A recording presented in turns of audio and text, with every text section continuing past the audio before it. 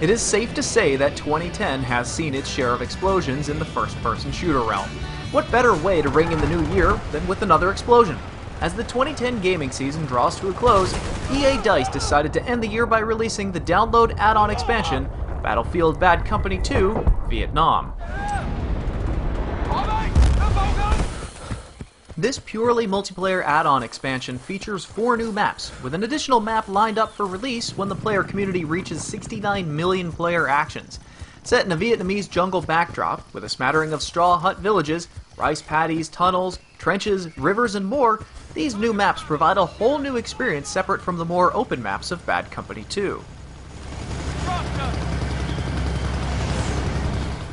In addition to the new maps, 6 new vehicles, including the trademark UH-1 Huey helicopter, Jeep with .30 caliber machine gun, and the M8 Patton medium tank, as well as 15 new weapons, including the original AK-47, M14, M16, and last but not least, the popular M2 flamethrower, are also featured.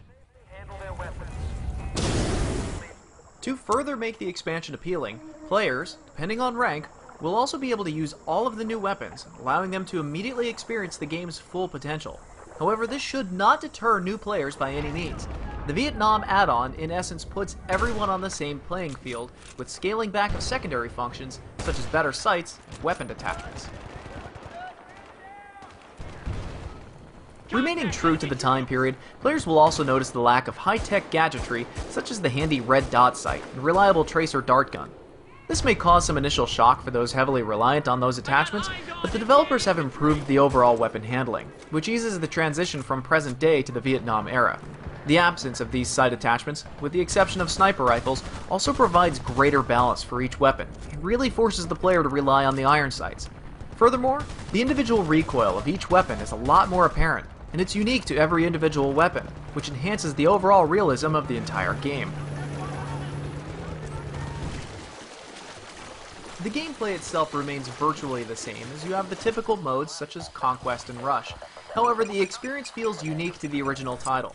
The character classes received a tweaking, providing a better balance, with the pros and cons a little bit more distinct.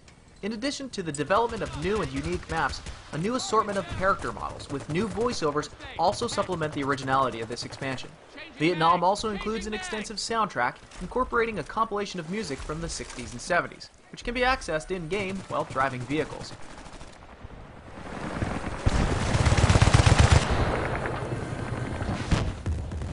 Overall, given the amount of meticulous effort on the part of EA DICE in creating this expansion, it is rather surprising that the game did not turn out to be a standalone title.